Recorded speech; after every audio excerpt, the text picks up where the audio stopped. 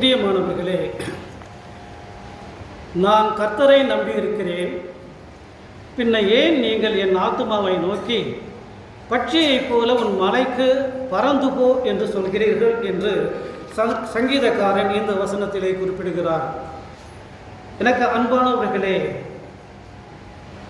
கர்த்தரை நம்பியிருக்கும் மக்களுக்கு தேவன் ஒரு போதகத்தை கொடுக்கின்றார். அவருடைய போதனையை கொடுக்கிறார், அவருடைய வசனத்தை கொடுக்கிறார். ஆனால் அதற்கு மத்தியில் நம்முடைய வாழ்க்கையில் கடவுளுடைய போதனை இருந்தாலும், கர்த்தருடைய வசனங்களை நாம் கடைபிடித்து வாழ்ந்தாலும் அவ்வப்பொழுது நமக்கு வேறொரு போதனையும் தவறான போதனைகளும் நமக்கு போதிக்கப்படுகிறது. இங்கே இவனுக்கு போதிக்கப்படும் கள்ள போதகம் என்னவென்றால், நான் கர்த்தரை நம்பியிருக்கிறேன், நீங்கள் ஏன் என் ஆத்துமாவை நோக்கி என் இருதயத்தை நோக்கி நீ பட்சியைப் போல பறந்து போ. பிரியமானவர்களே, பட்சியைப் போல பறந்து போ என்கிறார்கள். அதாவது நீ சுதந்திரமாக பறந்து போ, ஏன் நீ காத்து கொண்டிருக்கிறாய்? மேலும் பட்சியைப் போல் என்றால், பட்சிக்கு பறவைக்கு 2 சிறகுகள் இருக்கிறது. உனக்கு சிறகுகள் இருக்கிறது, உன் சிறகினாலே பறந்து செல். அதாவது நம்முடைய வாழ்க்கையில் மனிதர்களை நமக்கு பல வரங்கள் கொடுக்கப்பட்டிருக்கிறது, பல திறமைகள் இருக்கிறது, அறிவு இருக்கிறது, ஞானம் இருக்கிறது. இதை வைத்துக்கொண்டு நீ மேலே உயரு. நீ ஏன் கர்த்தருக்காக காத்திருக்கிறாய்? உனக்கு கர்த்தரை எல்லாவற்றையும் கொடுத்திருக்கிறார், அதன் மூலம் நீ உயரு என்கிறது. அதுதான் கள்ள போதகம். கர்த்தர் என்ன சொன்னார்? நீங்கள் இதை சாப்பிடக்கூடாது என்றார். ஆனால் நீங்கள் இதை சாப்பிட்டால் தேவர்களாவீர்கள் என்று அவர்களுக்கு வேறொரு போதனை கொடுக்கப்பட்டது. அதே போல தான் இங்கே இவன் கர்த்தருக்காக கர்த்தரை நம்பி காத்திருக்கிறான். நான் கர்த்தரை நம்பி இருக்கிறேன் என்றால் கர்த்தருக்காக காத்திருக்கின்றான். கர்த்தர் இவனிடத்தில் வருவார் என்று காத்திருக்கின்றான். இவர்கள் என்ன சொல்கிறார்கள்? உன்னுடைய திறமையை வைத்துக்கொண்டு, உன்னுடைய அறிவை வைத்துக்கொண்டு, உன்னுடைய தாளந்தை வைத்துக்கொண்டு நீ முன்னேறு, நீ எவ்வளவு உயரம் செல்ல முடியுமோ உன் மலைக்கு பறந்து போ. உள்மலை என்றால் மனுஷிகமாக நாம் எந்த அளவுக்கு உயர வேண்டும் என்று ஆசைப்படுகிறோமோ அது அந்த அளவுக்கு நீ உயர்ந்து போ என்கிறது. ஆனால் இவன் சொல்கிறான், ஏன் அப்படி சொல்கிறீர்கள்? நான் கர்த்தரை நம்பி இருக்கிறேன். ஏனென்றால் கர்த்தர் வரப்போகிறார் என்னிடத்தில். மீண்டுமாக ஆண்டவராகிய இயேசு கிறிஸ்து வரப்போகிறார். அவர் என்னை அழைத்து கொண்டு அவர் இருக்கும் ஸ்தலத்திற்கு என்னை உயர்த்தப் போகிறார். கர்த்தர் என்னை அழைத்து நான் பறக்கப் போகிறேன். நான் என் இஷ்டமாக என் சிறகை விரித்து பறக்க விரும்பவில்லை. என்னை அழைத்து செல்ல, என்னை உயர்த்த கர்த்தர் மீண்டும் வரப்போகிறார் ஆண்டவராக இயேசு கிறிஸ்து. நான் கர்த்தரை நம்பியிருக்கிறேன், நீங்கள் எனக்கு இப்படிப்பட்ட ஒரு போதனையை கொடுக்கிறீர்கள் என்று கேட்கிறார். பிரியமானவர்களே, வஞ்சிக்கத்தக்கதான உபதேசங்கள் நம்மை அடிக்கடி சந்திக்கும். நாம் மிக ஜாக்கிரதையாக தேவ வசனத்தை மட்டும் பற்றி கொண்டு உலக ஆசாபாசங்களுக்கு நம் இடம் கொடுக்கக்கூடாது. பிரியமானவர்களே, வஞ்சிக்கப்படத்தக்க போதனைகள் எப்படி இருக்கும் என்றால், அது புசிப்பதற்கு நல்லதாக இருக்குமா, அதில் கசப்பு ஒன்றும் இருக்காது, இனிமையாக இருக்கும் என்று சொல்லப்படுகிறது. பார்ப்பதற்கும் இன்பமாக இருக்குமா, மேலும் அது இச்சிக்கப்படத்தக்கதாக, நாமே விரும்பி அதை பின்பற்றத்தக்கதாக அந்த போதனைகள் நமக்கு காணப்படும் என்கிறார். ஆனால் அவை யாவும் கள்ள போதனைகள் என்று வேதம் நமக்கு சொல்கிறது. எனவே நான் கர்த்தரை நம்பியிருக்கிறேன், நான் கர்த்தருக்காக காத்திருக்கிறேன், அவர் என்னை உயர பண்ணுவார், அவர் என்னை உயர்த்துவார் என்று சொல்கிறது. பிரியமானவர்களே, ஆமோஸ் 4ஆம் அதிகாரம் 12ஆம் வசனம் சொல்கிறது, ஆகையால் இஸ்ரவேலே, இந்த பிரகாரமாக உனக்கு செய்வேன். இஸ்ரவேலே, நான் இப்படி உனக்கு செய்ய போகிறபடி என்னால் உன் தேவனை சந்திக்கும்படி ஆயத்தப்படு என்கிறது. பிரியமானவர்களே, ஆண்டவராகிய இயேசு கிறிஸ்து தன்னுடைய இரத்தத்தினால் மீட்கப்பட்ட மக்களை தெரிந்து கொண்டிருக்கிறார். அவர்களுக்காக அவர் பாடுபட்டு ரத்தம் சிந்தினார், மரித்தார், உயிர்த்தெழுந்தார். இப்பொழுது பரலோகத்தில் தேவனுடைய வலது பரிசில் வீற்றிருக்கிறார். ஆனாலும் அவர் திரும்ப நமக்காக அவர் ஆயத்தம் பண்ணப்பட்டிருக்கிற ஸ்தலத்திற்கு கொண்டு போக போகிறேன் என்று வாக்குத்தத்தம் பண்ணியிருக்கிறார். நான் இப்படி செய்ய போகின்றதனால் இஸ்ரவேலே என்றால் கர்த்தருடைய ஜனங்களே, நாம் ரட்சிக்கப்பட்ட நாம் ஒவ்வொருவரும் கர்த்தருடைய ஜனங்கள். இஸ்ரவேலே, நீ உன் தேவனை சந்திக்கும்படி ஆயத்தப்படு. ஆண்டவராகிய இயேசு கிறிஸ்து மீண்டும் வரப்போகிறார், அவரை சந்திக்கும்படி நீ ஆயத்தப்படு என்கிறது. எப்படிப்பட்ட ஆயத்தத்தை நாம் பட வேண்டும் என்பதுதான் நமக்கு கேள்வி. பிரியமானவர்களே, வரப்போகிற கிறிஸ்துவை சந்திக்க நாம் ஆயத்தப்பட வேண்டும் என்று வேதம் சொல்லுகிறது. ஆனால் எப்படிப்பட்ட ஆயத்தமாக இருக்க வேண்டும்? இதை நாம் நம்முடைய வேதாகமத்திலே நம்முடைய முன்னோர்களின் சரித்திரத்தை நாம் சற்று திரும்பி பார்ப்போம். ஏனென்றால் தேவன் அவர்களை சந்திக்க சென்றார். தேவன் அவர்களை சந்திக்க சென்ற பொழுது அவர்கள் எந்த நிலையில் தேவனுக்கு முன்பாக காணப்பட்டார்கள், எப்படி செயல்பட்டார்கள் என்பதை நாம் அறிந்து கொண்டால் வரப்போகிற ஆண்டவராகிய இயேசு கிறிஸ்துவின் 2ஆம் வருகையில் நாம் எப்படிப்பட்டவர்கள் ஆயத்தமாக இருக்க வேண்டும், அவருக்கு முன்பாக நாம் எப்படி இருப்போம் என்ற அறிவு நமக்கு வரும். பிரியமானவர்களே, முதலாவது தேவன் ஆதாமை சந்திக்க சென்றார். கடந்த வாரத்தில் நாம் சிந்தித்தோம். அவர் மனிதனை சிருஷ்டித்தது மட்டுமல்ல, அவனை தெரிந்து கொண்டார், தெரிந்து பிரித்தெடுத்தார், இந்த உலகத்தை ஆளும்படி செய்தார் என்றெல்லாம் பார்த்தோம். இப்படி செய்துவிட்டு அவர் விட்டுவிடவில்லை. ஆதியாகமம் 3ஆம் அதிகாரம் 9ஆம் வசனத்தை வாசியுங்கள். ஆதியாகமம் 3:9.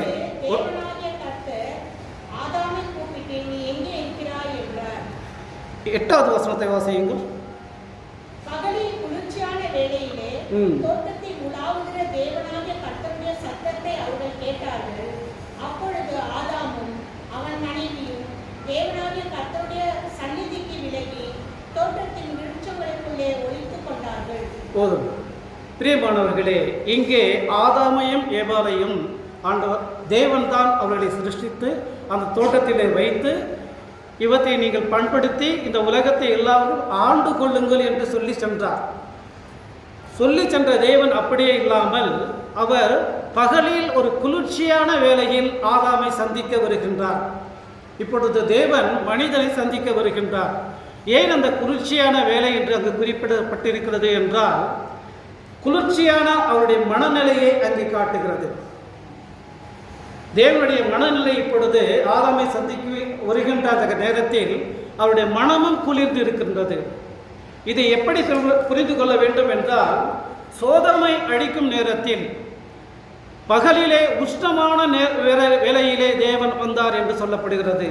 அங்கே சோதமை அழிக்க வேண்டும் என்ற உஷ்ணமான கோபத்தில் அவர் வருகிறார். இங்கே ஆதாமை சந்திக்க குளிர்ச்சியான வேளையிலே தேவன் அவனை தேடி வருகிறார். தேடி வந்து அவன் இல்லாததினால் அவனை கூவி அழைக்கின்றார். ஆதாமே, ஆதாமே, நீ எங்கே இருக்கிறாய்? பிரியமானவர்களே, ஆண்டவராகிய இயேசு கிறிஸ்து வரும் பொழுது இந்த உலகத்தில் உள்ள அத்தனை கோத்திரங்களும் அழுது புலம்பும் என்று சொல்லப்படுகிறது. நாம் எப்படிப்பட்ட கூட்டத்தில் இருக்க போகிறோம் என்பதை நாம் தெரிந்து கொள்ள வேண்டும். அழுது புலம்பும் கூட்டத்தில் நாம் இருக்கிறோமா? ஆரவாரத்தோடு அவரை புகழ்ந்து பாடி வரவேற்கும் மக்களாக நாம் இருக்க போகின்றோமா என்று நாம் கவனிக்க வேண்டும். ஏனென்றால் இங்கே ஆதாமை தேடி தேவன் வந்தார். ஆதாம் என்ன செய்தான் என்று பாருங்கள். அவன் ஓடி ஒளிந்து கொண்டான் என்று வேதம் சொல்லுகிறது. பிரியமானவர்களே, ஏன் ஒளிந்து கொண்டான் என்று அவனே காரணம் சொல்கிறான். நான் நிர்வாணியாய் இருப்பதினால் உமக்கு பயந்து ஒளிந்து கொண்டேன் என்கின்றார். தேவன் கேட்கின்றார், உனக்கு நீ நிர்வாணி என்று சொன்னது யார்? உனக்கு போதித்தது யார்? தேவன் தான் அவர்களை படைத்தார். ஆனாலும் அவர்கள் தேவனுடைய சத்தத்தையும் கேட்டார்கள், பிசாசின் சத்தத்தையும் கேட்டார்கள். தேவனுடைய போதகத்தையும் கேட்டார்கள், பிசாசின் போதகத்தையும் கேட்டார்கள். அந்த பழத்தை நீங்கள் சாப்பிடக்கூடாது, சாப்பிட்டால் சாவீர்கள் என்று அவர் போதித்து சென்றார். அவர் சென்ற பிறகு பிசாசு வந்து, அந்த பழத்தை நீங்கள் சாப்பிட்டால் நீங்கள் தேவர்களைப் போல ஆவீர்கள் என்று சொன்னது. அந்த வஞ்சகமான போதகத்திற்கு இவர்கள் அடிமையானார்கள். அதை எப்பொழுது முழுமையாக நம்பி அதை சாப்பிட்டார்களோ அப்பொழுது தேவனுடைய போதனையை இவர்கள் விட்டு விட்டார்கள் என்றுதான் அர்த்தம். ஆம் பிரியமானவர்களே, ஆதாமை ஏவாளையும் படைக்கும் பொழுது அவர்களை மட்டுமல்ல, இந்த உலகத்தில் உள்ள அத்தனை உயிரினங்களையும் படைக்கும் போது எல்லாம் நிர்வாணமாகத்தான் இருந்தது. நமக்கு இப்பொழுது நிர்வாணம் என்ன என்று நமக்கு தெரியும். காரணம், நாம் பிறந்தது முதல் ஆடை அணிந்து கொண்டிருக்கின்றோம். எனவே ஆடை இல்லாமல் இருந்தால் அது நிர்வாணம், ஆடை அணிந்திருந்தால் நிர்வாணம் அல்ல என்பதை நாம் அறிவோம். ஆனால் ஆதாமும் ஏவாளும் சிருஷ்டிக்கப்பட்டதே அப்படிதான். அதில் அவர்களுக்கு நிர்வாணி என்று போதித்தது யார்? அதுதான் தேவனுடைய போதனைக்கு எதிராக போதிக்கப்படுவது கள்ள போதகம். ஆனால் அந்த போதகம் எப்படியா இருக்குமா? புசிக்க நல்லதும் பார்வைக்கு இன்பமும் இச்சிக்கப்படத்தக்கதுமாய் இருக்கும். பிரியமானவர்களே, போதை நமக்கு போதிக்கப்படும். ஆண்டவர் உனக்கு ஞானத்தை கொடுத்திருக்கிறார். நீ வேதத்தின்படி ஆண்டவர் இப்படி சொல்கிறார், நீ கேள், அவர் கொடுப்பார். கேளுங்கள், கொடுக்கப்படும். என் நாமத்தின் நிமித்தம் நீங்கள் எதை கேட்கிறீர்களோ அதை உங்களுக்கு கொடுப்பேன் என்கிறார். அதுவல்ல பிரியமானவர்களே, என் நாமத்தின் நிமித்தம் நீங்கள் பரலோகத்தில் இருப்பதை கேளுங்கள் என்கின்றார். எதை கேளுங்கள் அதை பெற்றுக்கொள்வீர்கள் என்றால் அந்த எதை என்பது நம்மை சோதிக்க செய்யும் வார்த்தை. என் நாமத்தினால் நீங்கள் எதை கேட்பீர்களோ அதை பெற்றுக்கொள்வீர்கள் என்றால் இயேசு கிறிஸ்து, அது சத்தியம்தான், உண்மைதான். ஆனால் அந்த எதை என்று ஏன் போட்டால், நீங்கள் எதை விரும்புகிறீர்கள் என்றால் நம்மை பார்க்கிறார். இந்த உலகத்தில் உள்ள ஆசீர்வாதங்களை நீங்கள் தேடுகிறீர்களா, அல்லது பரலோகத்தில் நான் வைத்திருக்கும் ஆசீர்வாதத்தை நீங்கள் தேடுகிறீர்களா என்று கேட்கிறார். பிரியமானவர்களை, அழிந்து போகும் இந்த ஆசீர்வாதங்களை நாம் தேடுவதற்கு முன்பாக தேவன் நமக்கு ஆயத்தப்படுத்தி இருக்கிற ஆசீர்வாதங்கள் மேல் நாம் அக்கறை கொள்ள வேண்டும், அதன் மேல் தாகம் கொள்ள வேண்டும். அதற்காக தான் அப்போஸ்தலனாகிய பவுல் சொல்லுகிறார், மேலானவைகளே நாம் நாடுவோம் என்று. பிரியமானவர்களே, இங்கே தேவன் ஆதாமை தேடும் பொழுது அவர்கள் ஓடி ஒளிந்து கொண்டார்கள். பிசாசின் போதகம் மனிதனை மயக்கும் போதமாக இருந்தபடியால் அவர்கள் தேவனுக்கு முன்பாக தாழ்ந்து போனார்கள், தேவனுக்கு முன்பாக பாவத்தில் விழுந்து போனார்கள். பிரியமானவர்களே, நீங்கள் தேவர்களைப் போலாவீர்கள் என்று அவன் வஞ்சகமாக சொன்னான். ஆனால் ஆரம்பத்திலே வேதம் சொல்லுகிறது, தேவன் அவர்களை தம் சாயலாக படைத்தார். தேவன் ஏற்கனவே அவர்களை தேவர்களைப் போலத்தான் படைத்திருக்கிறார். ஆனால் இங்கே அவருக்கு போதனை சொல்லப்படுகிறது, இதை சாப்பிட்டால் நீங்கள் தேவர்களைப் போல ஆவீர்கள் என்று நயவஞ்சக போதனை கொடுக்கப்பட்டதால் அவர்கள் வீழ்ந்து போனார்கள். பிரியமானவர்களே, புதிய ஏற்பாட்டில் லூக்கா 18ஆம் அதிகாரத்தில் ஒரு மனிதன் வருகிறான். ஆண்டவராகிய இயேசு கிறிஸ்துவை கேட்கிறான், ஆண்டவரே, நித்திய ஜீவனை நான் அடைய என்ன செய்ய வேண்டும் என்கிறார்.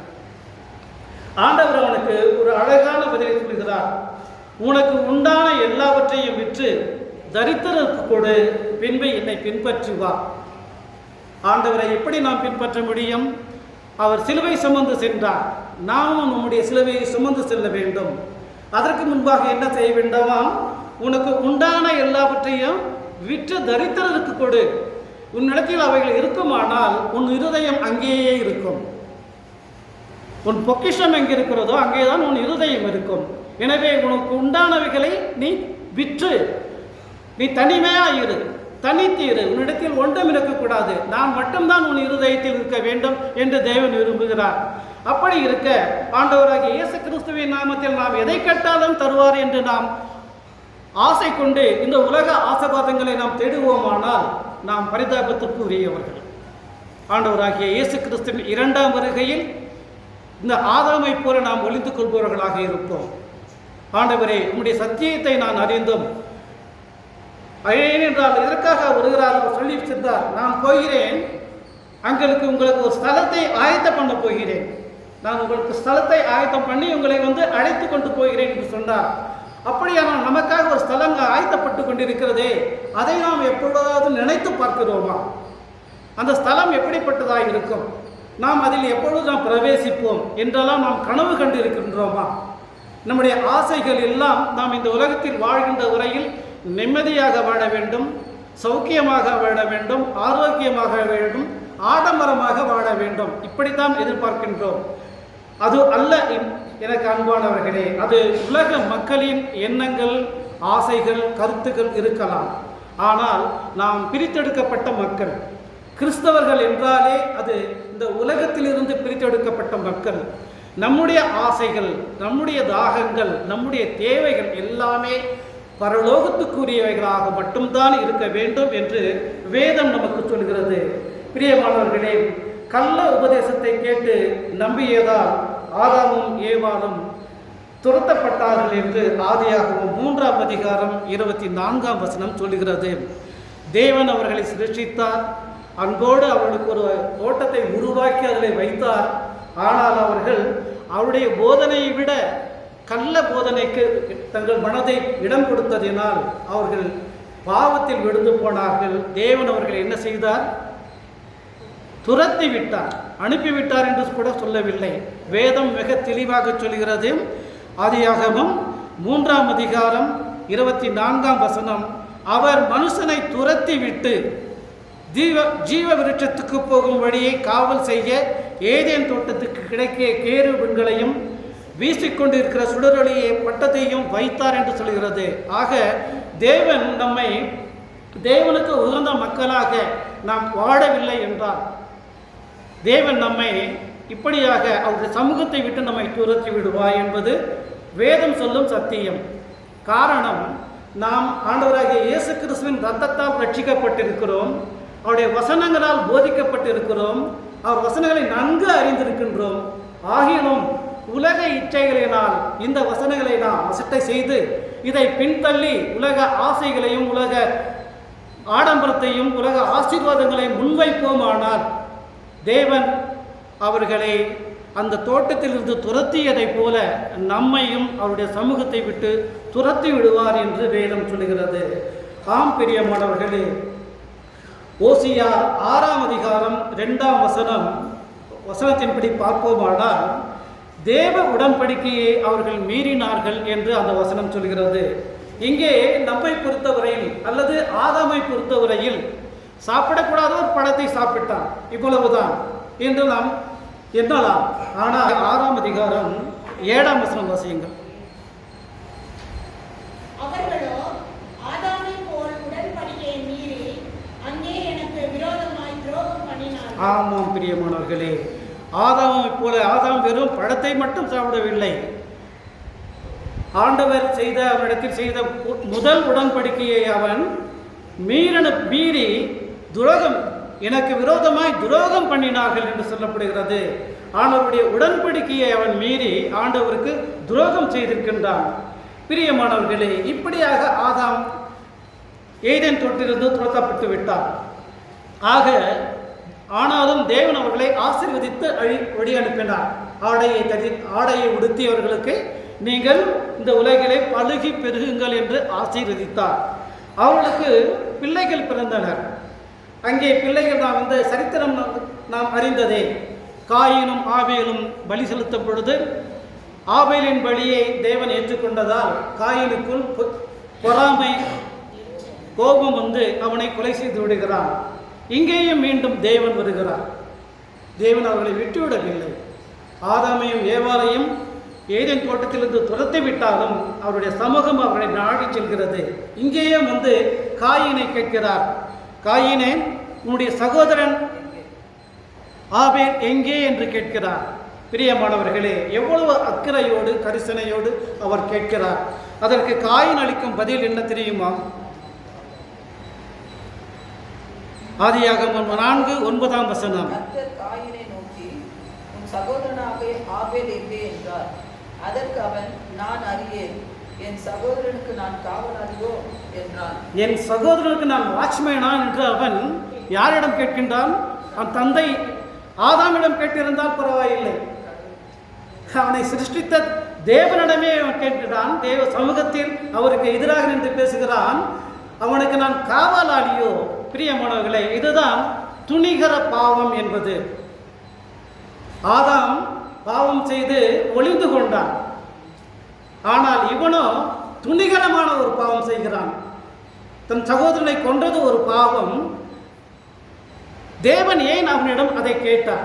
காயினே, உன் சகோதரன் எங்கே என்று தேவன் கேட்டார். ஏனென்றால் அடுத்த வசனம் வசனங்கள் அவரே சொல்லுகிறார், அவனுடைய ரத்தம் என்னுடைய சமூகத்தை எட்டியது என்கிறார். அப்படியானால் தேவன் அறிந்தே அதை கேட்டார். எதற்காக கேட்டார் என்றால், அவனை கேட்கும் பொழுதாவது அவன் மனம் திரும்புவானா என்று பார்க்கிறார். உன் சகோதரன் எங்கே என்று நான் வந்து கேட்கும் பொழுது அவன் மனம் திருந்தி தன் தவறை ஒப்புக்கொள்வானா என்ற ஒரு எண்ணத்தில் அவனை கேட்கிறார். அவனோ மனம் துணிந்தவனாய் அவன் துணிகரமான பதிலை சொல்கிறான், நான் என்ன காவலாளியா என்கிறான். இப்படி கேட்டதனால் அவன் இந்த பூமியிலே சபிக்கப்பட்டான் என்று வேதம் சொல்லுகிறது. பிரியமானவர்களே, ஆதாம் ஏதேன் தோட்டத்திலிருந்து துரத்தப்பட்டான். எப்பொழுது? தேவன் அவனை பார்க்க வந்த பொழுது அவனுடைய நடத்தையினால் அவன் துரத்தப்பட்டான். காயினை பார்க்கும் பொழுது தேவன் வருகிறார். காயின் சபிக்கப்பட்டான். இந்த உலகத்திலேயே அவன் சபிக்கப்பட்டவனாக மாறினான் என்று வேதம் சொல்லுகிறது. பிரியமானவர்களே, அப்படியானால் நம்முடைய வாழ்விலும் தேவன் அடிக்கடி வருகிறார். அதை நாம் அறியாமல் இருக்கிறோம். எப்படி என்றால், தேவ ஊழியர்கள் மூலம் அவர் வருவார். தேவ ஊழியர்கள் மூலமாக நம்மை சந்திப்பார். நாம் இத்தனையோ ஊழியர்களை அசட்டை செய்து விடுகிறோம். ஊழியர்களை அசட்டை செய்வது தேவனை அசட்டை செய்வதாகும் என்று வேதம் சொல்லுகிறது. எனவே நம்மை தேடி வரும் தேவனிடம், நம்மை தேடி வரும் வேத வசனங்களிடம், நம்மை தேடி வரும் தேவ ஊழியர்களிடம் நாம் எப்படிப்பட்டவர்களாய் நடந்து கொள்கிறோம்? துணிகரமாக பாவம் செய்கிறவர்களாக இருக்கிறோமா? அவன் தேவ சமூகத்திலே இருந்து அவருக்கு முன்பாகவே துணிகரமாக இருந்தான். நாம் அனைவரும் இப்பொழுது தேவ சமூகத்தில் தான் அமர்ந்திருக்கிறோம். நம் ஒவ்வொருவருக்குள்ளும் தேவனுக்கு விரோதமான துணிகரமான பாவ சிந்தனைகள் இருக்கிறதா? பாவ செயல்கள் இருக்கிறதா? இதை நாம் நம்மை நாமே சோதித்து அறிந்து நம்மை மாற்றிக்கொள்ள வேண்டும். அப்படி இருக்குமானால் நமக்குள் இருக்கும் பாவ துணிகரத்தை பரிசுத்த ஆவியானவர் நமது மனசாட்சியின் மூலம் நமக்கு தெரியப்படுத்துவார். அப்படி நாம் உணர்வடைந்து அதை ஏற்றுக்கொண்டால் தேவன் நம் மீது கருணை கொண்டு நம்மை ரட்சித்து காத்து கொள்வார். ஏனென்றால் பிரியமானவர்களே, இரண்டு ராஜாக்கள் வேதத்தில் பாவம் செய்கிறார்கள். இரண்டு ராஜாக்களையும் தேவன் தீர்க்கதரிசிகளை கொண்டு எச்சரிக்கின்றார். ஒரு ராஜா துணிகரமான பதிலை சொல்லுகிறான். ஒரு ராஜா மனம் உடைந்து ஏற்றுக்கொள்கிறான். நான் பாவம் செய்தேன் என்று ஒத்துக்கொள்கிறான். ஒரு ராஜா ஒத்துக்கொள்ளாதவனை தேவன் ராஜபாரத்திலிருந்து தள்ளி விடுகிறார்.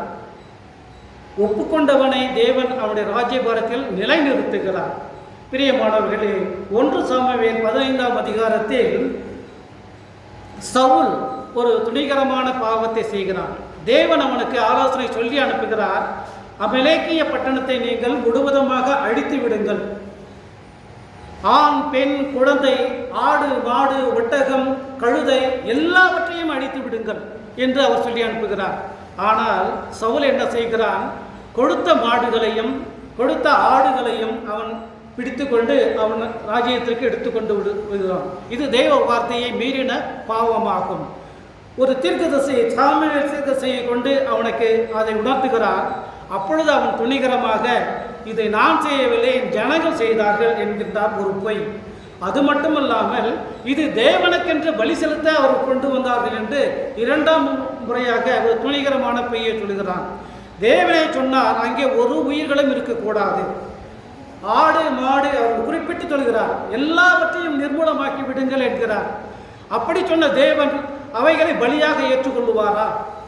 இவர்களுக்கு ஆசை, அது கொழுத்த ஆடுகளாக இருக்கிறது, கொழுத்த மாடுகளாக இருக்கிறது என்று பார்த்து அதன் மீது உலக பிரகாரமாக ஆசை கொண்டு அதை எடுத்துக்கொண்டு வருகிறான். தேவ வசனத்தை மீறுகிறான். தேவன் அவனை ராஜ்ய பாரத்திலிருந்து தள்ளி விடுகிறார் என்று வேதம் சொல்லுகிறது. அடுத்ததாக இன்னொரு ராஜா தாவீது ஒரு பாவத்தை செய்கிறான். உரியாவின் மனைவியோடு அவன் ஒரு பாவம் செய்து விடுகிறான். அவனை நாத்தான் தீர்க்கதரிசியை கொண்டு தேவன் அவனுக்கு உணர்த்துகிறார். அதை கேட்டவுடனே தாவீது முகங்குப்புற விழுந்து, நான் ஆண்டவருக்கு விரோதமாக பாவம் செய்து விட்டேன் என்று அவன் மனசாகப்பட்டு தேவனிடம் மன்னிப்பை பெற்றுக்கொள்கிறான். பிரியமானவர்களே, இந்த உலகத்தில் இருக்கும் நாம் ஒவ்வொருவரும் மனிதர்கள் யாரும் பாவம் செய்யாதவர்கள் யாருமே இல்லை. நாம் நம்முடைய வாழ்வில் பாவம் செய்யக்கூடிய சூழ்நிலைகளில் தள்ளப்படுகிறோம். சில நேரங்கள் நாமே செய்து விடுகிறோம். ஆனாலும் பரிசுத்த ஆவியானவர் நமக்கு அதை உணர்த்தும் பொழுது நாம் உணர்ந்தவர்களாய் மனதாகப்பட்டு ஆண்டவர்கள் அதை ஒப்புக்கொள்ள வேண்டும் என்று தேவன் எதிர்பார்க்கின்றார். பிரியமானவர்களே, இப்படியாக தேவன் ஆதாமை தேடி வந்தார், காயினை தேடி வந்தார். ஆதாம், நோவா, ஆபிரகாம், ஈசாக்கு இவர்களெல்லாம் கடந்து சென்ற பிறகு மோசேயிடம் வருகிறார். மோசேயின் காலத்தில் வருகிறார் ஆண்டவர் தேவன். அவரிடத்தில் வந்து அவனை கேட்கிறார். யாத்ராகமம் 29ஆம் அதிகாரத்தை எடுத்துக்கொள்ளுங்கள், 42 மற்றும் 45. யாத்ராகமம் 29 42ஆம் வசனம். உன்னுடனே பேசும்படி நான் உங்களை சந்திக்கும் இடமாய் இருக்கிற ஆசாரிப்பு கூடாரத்தினுடைய வாசலாகிய கர்த்தருடைய சன்னதியிலே உங்கள் தலைமுறை தோறும் செலுத்தப்பட வேண்டிய நித்திய சர்வாங்க தகன பலி இதுவே என்கிறார். அதாவது தேவன் 45ஆம் வசனம் சொல்கிறது, இஸ்ரவேல் புத்திரரின் நடுவே நான் வாசம் பண்ணுவேன் என்கிறார். அவர்களுக்கு நான் தேவனாய் இருப்பேன் என்கிறார். பிரியமானவர்களே, ஏற்கனவே 2 மனிதர்களை சந்தித்து சென்ற தேவன் இப்பொழுது அப்படியே விட்டுவிடவில்லை. மீண்டும் அவர் தெரிந்து பிரித்தெடுத்த இஸ்ரவேல் ஜனங்கள் மத்தியில் அவர் என்ன செய்கிறாராம், உங்கள் மத்தியில் நான் தங்கப் போகிறேன், எனக்காக நீ உங்கள் மத்தியில் ஒரு ஆசாரிப்பு கூடாரத்தை வையுங்கள், நீங்கள் அங்கே வந்து என்னை தொழுது கொள்ளுங்கள், எனக்கு பலியிடுங்கள், நான் உங்களை சந்திக்கிறேன் என்று ஒரு ஆசாரிப்பு கூடாரத்தை இஸ்ரவேல் ஜனங்களுக்கு மத்தியில் தேவன் கேட்டார். மோசேயும் அதை செய்தார். ஆனால் என்ன ஆனது என்றால் 32ஆம் அதிகாரத்தை நாம் பார்ப்போமானால், மோசே கூடாரத்தை பெயர்த்து அதை பாளையத்துக்கு புறம்பே தூரத்திலே போட்டு அதற்கு ஆசாரிப்பு கூடாரம் என்று பெயரிட்டான் என்று சொல்லப்படுகிறது. பிரியமானவர்களே, தேவன் ஆசாரிப்பு கூடாரத்தை அவர்கள் நடுவிலே வைக்க சொன்னார். நடுவிலே தான் வைத்தான். ஆனால் என்ன ஆனது, மோசே ஜனங்கள் தங்கள் பகைவருக்குள் அவமானப்படத்தக்கதாக ஆரோன் அவர்களை நிர்வாணமாக்கியிருந்தார். அவர்கள் நிர்வாணமாய் இருக்கிறதை மோசே கண்டார்கள். எப்பொழுது அவர்கள் இப்படி நிர்வாணமாய் இருந்தார்கள் என்றால், எப்பொழுது அவர்கள் ஒரு கன்றுக்குட்டியை செய்து, பொன்னினால் ஒரு கன்றுக்குட்டியை செய்து, இதுதான் எங்களை எகிப்திலிருந்து வரவழைத்த தேவன் என்று அதை தொழுது கொள்ள ஆரம்பித்தார்களோ, அவர்கள் மீண்டும் பாவத்தில் விழுந்த நிர்வாணியர்களாக மாறினார்கள். பிரியமானவர்களே, மோசே 10 கற்பனையை வாங்கி செல்ல மலைக்கு சென்றிருக்கிறார். தேவன் அவனை அனுப்பிவிடுகிறார். நீ கீழே போய் ஜனங்களை பார் என்கிறார். மோசே திரும்பி வருகிறான். இவர்கள் ஒரு கன்றுக்குட்டியை வணங்கி கொண்டிருக்கிறார்கள். தேவாதி தேவன் இவர்கள் முன்பாக அதிசயங்களையும் அற்புதங்களையும் செய்து இவர்களை வழிநடத்தி வந்த தேவனை மறந்து ஒரு கன்றுக்குட்டியை செய்து விக்கிர ஆராதனையை தொடங்கிவிட்டார்கள். இவர்கள் அதை தேவன் என்று வழிபடுகிறார்கள். அங்கே ஏதேன் தோட்டத்தில் ஒரு பாம்பு வந்தது, சர்ப்பம் வந்தது. இங்கே இவர்கள் மத்தியில் ஒரு கன்றுக்குட்டி வந்தது. இப்படியாக இவர்கள் தேவனை மறந்து வேறொன்றை பெற்றதனால் இவர்கள் தேவனுக்கு விரோதமான பாவ செயலில் ஈடுபட்டார்கள்.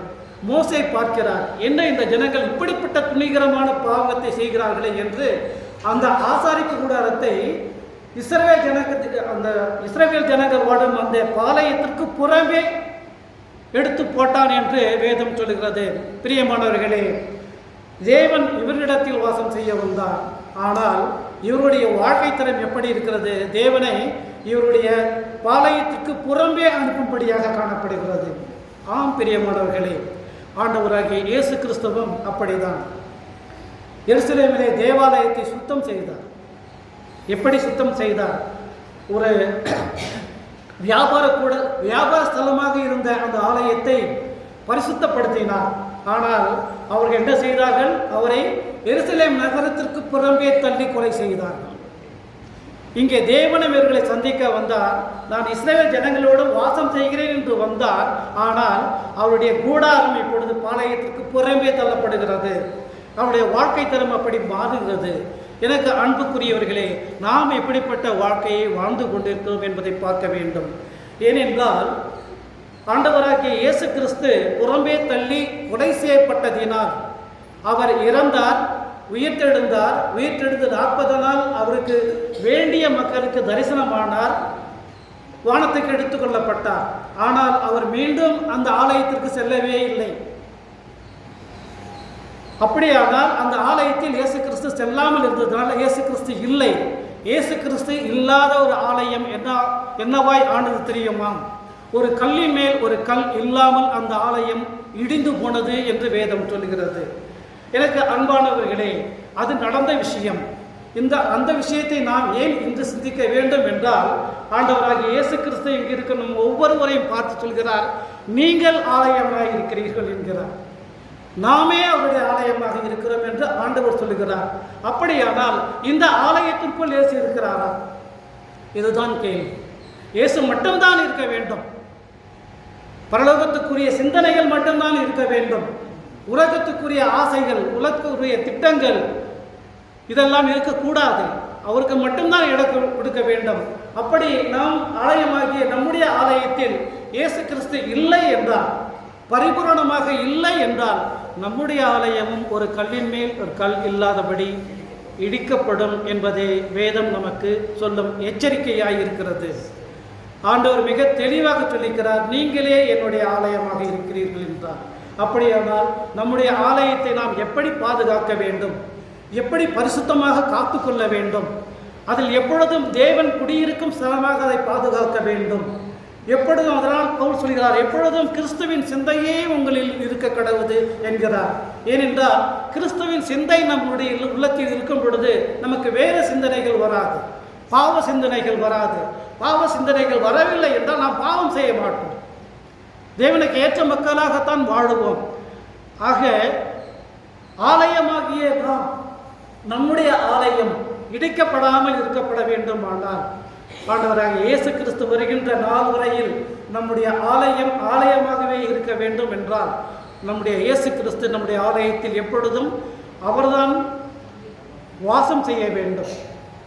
தேவன் வாசம் செய்யும் ஸ்தலமாக நம்முடைய இருதயம் மாற வேண்டும் என்று விரும்புகிறார். பிரியமானவர்களே, இந்த உலகில் சரீரமாக நம்முடைய ஆலயத்தை நாம் காத்துக்கொள்ள வேண்டும்.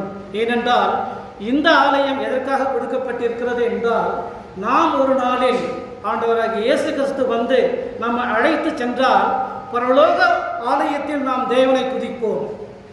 இங்கே அதற்கு பயிற்சி செய்வதற்காகத்தான் நம்மை ஆலயமாக மாற்றி அமைத்துக்கிறார். இந்த ஆலயத்தில் நாம் எப்படி தேவனை துதித்து கொண்டிருக்கிறோமோ, சரியாக துதித்து அவரை தொழுது கொண்டால்தான் பரலோக ஆலயத்தில் நாம் அவரை தொழுது கொள்ள முடியும் என்று வேதம் சொல்கிறது. பிரியமானவர்களே, ஆண்டவராகிய இயேசு கிறிஸ்து வருகிறார், அது நிச்சயம், அதில் எந்த ஒரு மாற்றமும் இல்லை. ஆனால் ஆதாமோடு உலாவுவதற்காக வந்தது போல நம்மோடு உலாவுவதற்காக வரவில்லை. இஸ்ரவேல் ஜனங்களோடு அவர்கள் மத்தியில் வாசம் செய்வதற்காக தேவன் வந்தது போல ஆண்டவராகிய இயேசு கிறிஸ்து நம் மத்தியில் வாசம் செய்வதற்காக வருவதில்லை. அவர் சொல்லுகிறார், யோவான் 17:24 சொல்லுகிறது, பிதாவே, உலக தோற்றத்திற்கு முன் நீர் என்னில் அன்பாய் இருந்தபடியினால் நீர் எனக்கு தந்த என்னுடைய மகிமையை நீர் எனக்கு தந்தவர்கள் காணும்படியாக நான் எங்கே இருக்கிறோனோ அங்கே அவர்களும் என்னோடு கூட இருக்க விரும்புகிறேன் என்கிறார்.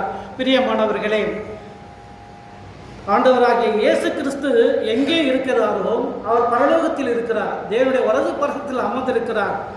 அவருக்கு கொடுக்கும்படியாக அவருக்கு கொடுக்கப்பட்ட மக்களாகிய விசுவாச மக்களாகிய நம்மையும் அவர் என்ன செய்கிறார், நான் எங்கே இருக்கிறோனோ அங்கே அவர்களும் என்னோடு கூட இருக்க நான் விரும்புகிறேன் என்கிறார் ஆண்டவராகிய இயேசு கிறிஸ்து. அப்படியானால் ஆண்டவராகிய இயேசு கிறிஸ்து இந்த உலகத்துக்கு 2ஆம் முறையாக வரப்போவது நம்மை அழைத்து செல்ல. ஆதாம் ஒளிந்து கொண்டான், காயின் துணிகரமான பதிலை தந்தார். இஸ்ரவேல் மக்கள் அவருடைய சமூகத்தையே அவர்கள் நகரத்திற்கு புறம்பாக போகும்படி செய்து விட்டார்கள். நாம் எப்படி வாழ வேண்டும் என்பதை நம்மை நாமே சோதித்து அறிந்து கொள்ள வேண்டும். பார்வைக்கு நல்லதும் இச்சிக்கக்கூடிய உலக ஆசீர்வாதங்களை நாம் தேடுகிறோமா, அல்லது நம்முடைய சிலுவையை எடுத்துக்கொண்டு இயேசு கிறிஸ்துவின் பின் செல்ல போகிறோமா? இதுதான் இன்றைய தியானம் நம்மை கேட்கிறது. பிரியமானவர்களே, அவர்கள் வெளிப்படுத்தல் 7:15 சொல்கிறது, ஆனபடியால் இவர்கள் தேவனுடைய சிங்காசனத்திற்கு முன்பாக இருந்து இரவும் பகலும் அவருடைய ஆலயத்தில் அவரை சேவிக்கிறார்கள். சிங்காசனத்தின் மேல் வீற்றிருக்கிறவர்கள் இவர்களுக்குள்ளே வாசமாய் இருப்பார் என்று சொல்கிறது. என் அன்புக்குரியவர்களே, ஆலயமாகிய நாம் தேவன் வாசம் பண்ணும் ஆலயமாக நாம் இந்த உலகத்தில் வாழ்ந்து நம் வாழ்க்கையை முடிப்போமானால் பரலோகத்தில் இருக்கும் தேவனுடைய ஆலயத்திற்கு அவருடைய சிங்காசனத்துக்கு முன்பாக நாம் இரவும் பகலும் அவரை துதித்து தொழுது கொள்ளும் மக்களாக நாம் இருப்போம் என்று வேதம் சொல்கிறது. அப்படிப்பட்ட பாக்கியத்திற்காகத்தான் தேவன் நமக்காக அவர் ரத்தம் சிந்தினார். இந்த மாதம் நாம்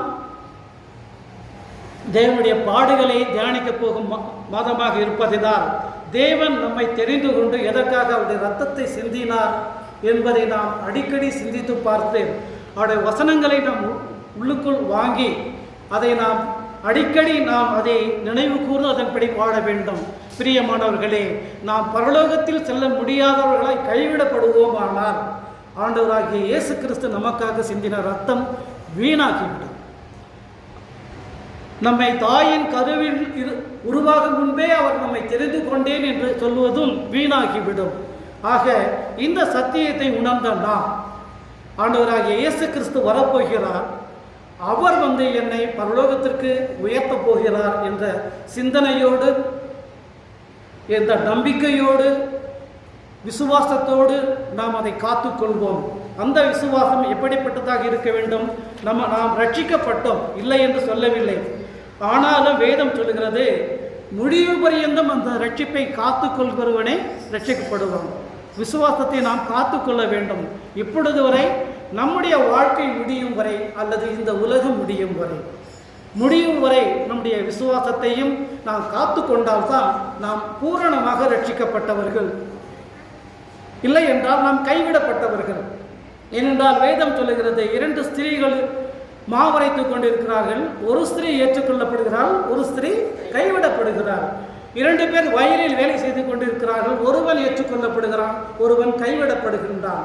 ஆக நாம் ரட்சிக்கப்பட்டோம் என்ற தைரியத்தில் நாம் வாழாமல் எப்பொழுதும் தாழ்ந்த மனத்தோடு கடவுளுக்கு பயந்த மக்களாக வேத வசனங்களை பற்றி கொண்டு வாழும் மக்களாக, அதை வேத வசனம் சொல்லும் பாதையில் வாடும் மக்களாக நம்மை தகுதிப்படுத்தி நம்முடைய விசுவாசத்தையும் நம்முடைய கீழ்ப்படுதலையும் முடிவு பரியந்தம் நாம் காத்துக்கொள்வோமானால் தேவனுடைய சமூகத்தில் நாம் சேர்வோம், பாக்கியவர்களாக மாற்றப்படுவோம்.